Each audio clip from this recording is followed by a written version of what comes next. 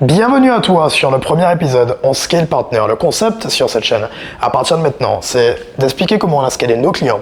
Donc en l'occurrence, Enzo. On a commencé à travailler il y a 2 mois, un client exceptionnel, sûrement l'un des meilleurs clients avec qui je travaille. Pourquoi? Parce qu'il est arrivé. Il a payé cash, il nous a fait confiance, donc c'est-à-dire qu'il a fait un paid in full sur une de nos offres à plus de 8000 euros. Il nous a fait confiance directement, ça faisait un moment qu'il regardait ma chaîne YouTube. On a attaqué, lorsqu'il est arrivé, il était à peu près à 15 000 euros par mois, on l'a amené à plus de 40 000 euros par mois. Et je tiens à préciser, dès le début de cette vidéo, donc on va aller étape par étape pour te donner le contexte. Je vais t'expliquer exactement la mentalité qu'on a.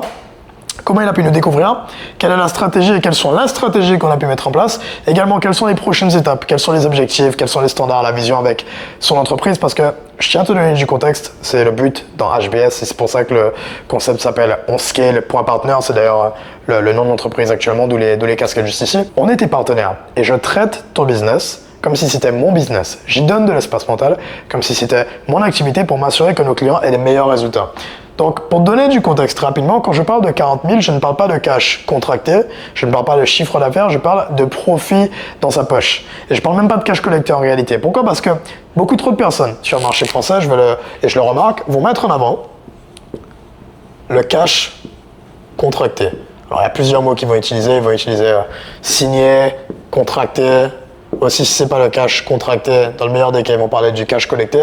À la fin de la journée, j'en suis convaincu, et tous les grands infopreneurs chez qui je me forme, surtout Iman, il a beaucoup accentué sur ça. Ce qui compte sur un business d'infoproduit, c'est le profit que tu touches dans ta poche, puisque ça dépend de la manière dont tu structures. Est-ce que tu dépends des ads dans ton business? Combien de personnes tu as dans l'équipe? Comment tu structures également ton équipe? Donc on a travaillé sur ça. Lorsqu'il est arrivé, il n'avait pas d'équipe, il n'avait pas de tracking, on va en parler sur la partie découverte. Mais donc, c'est le profit qui compte et on optimise constamment pour nos clients. Et c'est pour ça qu'on n'a peut-être pas les chiffres du type, je vois beaucoup de personnes qui vont parler de 170 000, 180 000 euros signés, contractés, c'est simple. C'est simple, quand tu as une offre qui est overpriced et qui est beaucoup trop chère pour ce qu'elle est par rapport aux résultats que tu as apportés pour ton avatar client, que tes clients soient à la limite du prêt, qui font des paiements plusieurs fois et qu'ensuite tu te vantes de faire 180 000 euros, même 100 000 euros de cash contracté, alors que dans ta poche, en cash collecté, tu as pris très peu et encore moins en profit. Il n'y a pas de raison. Il n'y a aucun intérêt, à part pour les vanity metrics et l'ego, il n'y a aucun intérêt. On optimise le business de nos clients, non pas pour l'ego, mais pour le cash qui rentre dans leur poche, quelles que soient leurs intentions sur leur vie personnelle. Comment il a pu nous découvrir et comment il est arrivé également, dans quel état il était, dans quel état était son business, son activité lorsqu'il a commencé à travailler avec nous. Premièrement, Enzo a commencé à travailler avec moi. Il m'a vu sur YouTube, donc pendant plusieurs mois en fait, il a regardé mon contenu sur YouTube. Donc il avait un niveau de confiance qui était très élevé. Et ses problématiques principales, c'était son tracking, le manque d'humain dans le business, donc il était trop dans l'opérationnel, le manque de clarté également sur les prochaines étapes. Et il avait une croyance simplement, c'était se demander est-ce qu'il ne peut pas le faire seul.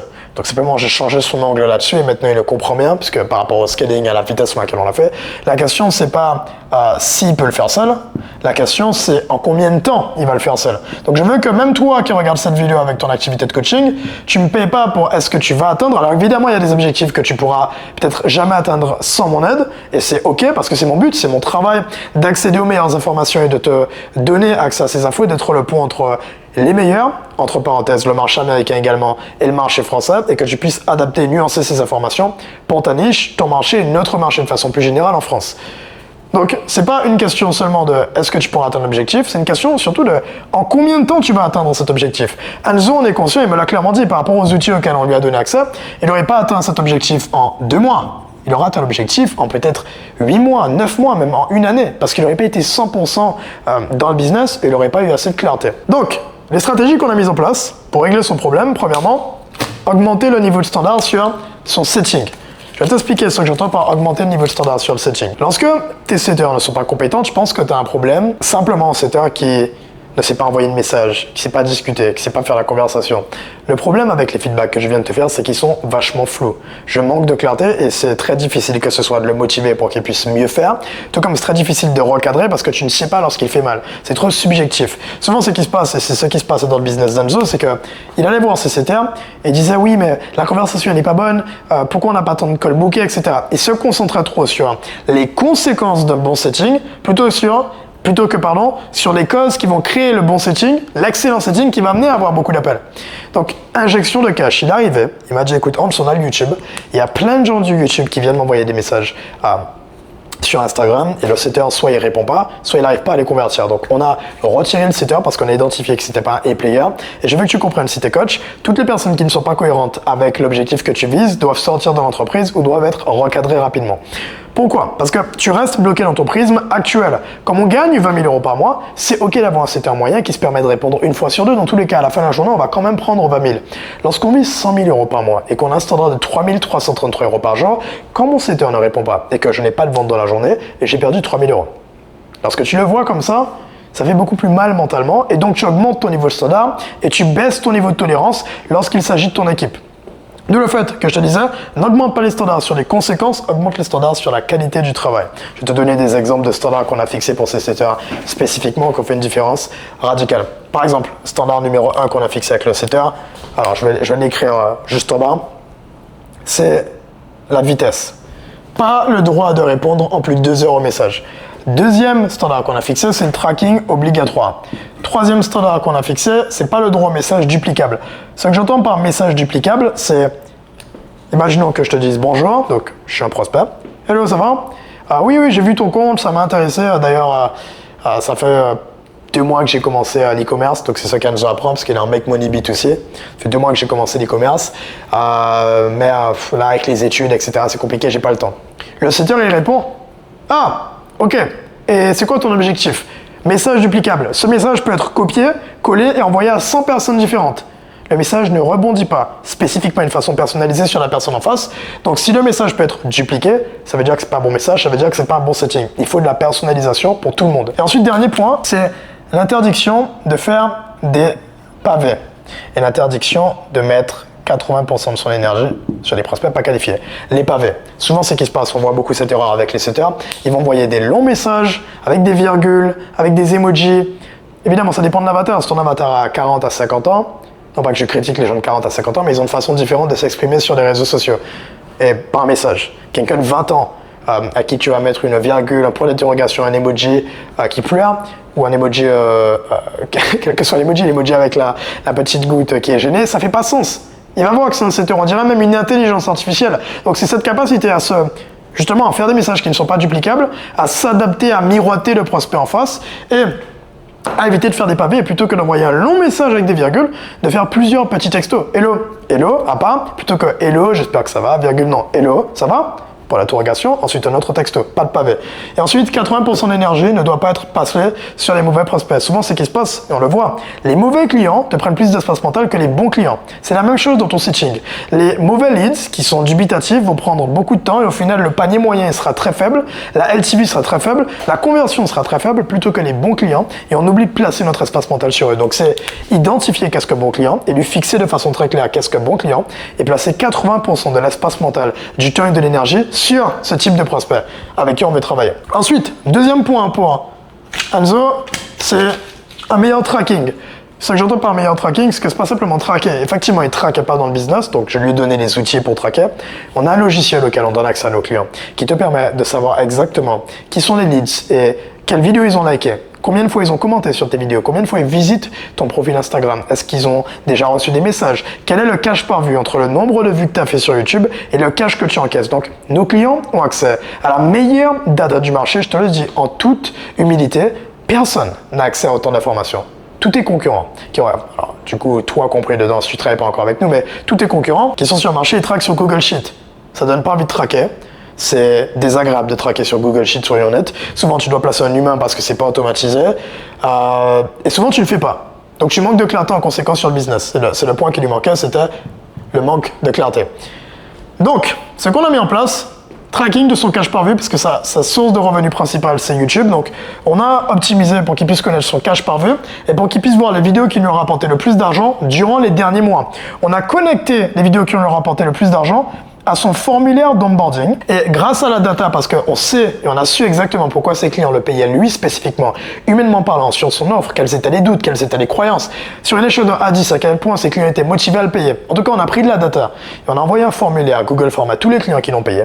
On a relié les réponses des clients aux vidéos qui ont rapporté le plus de cash et qui ont intéressé le plus son avatar et on a juste fait quelque chose de simple, on a répété quelque chose que les gens ne font pas assez. Les gens ne répètent pas parce qu'ils savent même pas quoi répéter. Ils savent même pas ce qui a fonctionné. On a répété intentionnellement, on a mieux fait, on a augmenté sa valeur perçue, on a mieux scripté ses vidéos pour augmenter le cache par vue, on a rajouté de la programmation neurolinguistique, des appels à l'action plus poussés pour convertir plus des bonnes personnes. Et le dernier point, alors il y a deux derniers points. La proposition unique de consommation. Il est sur l'un des marchés les plus concurrentiels. Lorsque tu es en e-commerce, B2C, make money, très mass market, tout le monde est en compétition. Donc la meilleure chose que tu puisses faire, c'est de créer ta proposition unique de consommation. Les gens, il y a une croyance sur le marché, chez la plupart des coachs, c'est qu'ils se concentrent sur l'offre. L'offre n'est que la conséquence de l'intérêt que les gens apportent à ton contenu. Si je ne m'intéresse pas à toi humainement parlant, je ne vais jamais connaître ton offre. Je ne vais jamais réserver d'appel. Je ne vais pas regarder la vidéo tout court d'ailleurs. Donc si je ne regarde pas la vidéo, je ne vais pas réserver d'appel. Donc on a structuré sa proposition unique de consommation, comment il peut devenir plus unique, attirer plus d'attention, attirer une attention différente, créer une catégorie de 1. Je ne pourrais pas donner accès à ce genre d'informations de façon trop précise parce que c'est son business model et c'est quelque chose sur lequel on a travaillé pendant des mois et des mois. Et du coup, durant les deux derniers mois, à le perfectionner.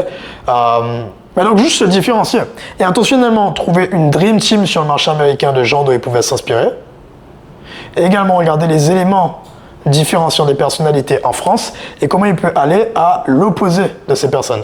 Tu as 3 choses que tu peux faire, 3 choses ou 4 choses, je vais bien le conscientiser. Tu peux faire plus, tu peux faire mieux, tu peux faire différemment des autres. Voilà, tu peux faire différent des autres. Et c'est ce qu'on a fait avec lui.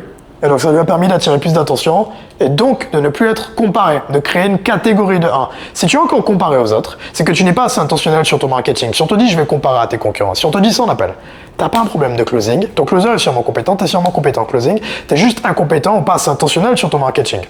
Dernier point, problème de luxe. La qualité des problèmes que tu vas résoudre détermine la qualité des gens que tu vas attirer. Pourquoi Enzo est passé aussi rapidement à 40 000 ?